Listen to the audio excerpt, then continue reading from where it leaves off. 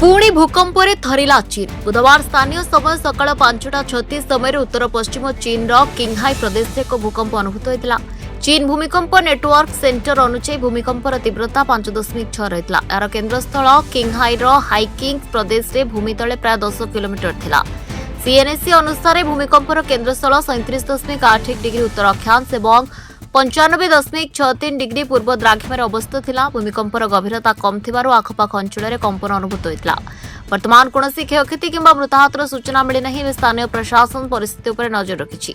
चीन हेउछि एक उच्च भूमिकंप विपद थिबा देशगुड़िक मध्य मुख्यतः देशर पश्चिम और दक्षिण पश्चिम अंशरे भारतीय प्लेट और यूरेशियान प्लेटर धक्का और अनेक सक्रिय फल्ट उपस्थित जोगु होइछि। तिब्बत, सिचुआन, यूनान, जिनजियांग और आखपाख अंचल गुड़िक भूमिकंप कार्यकलाप विशेष भाव में संवेदनशील। Bureau report, Dinalipi live.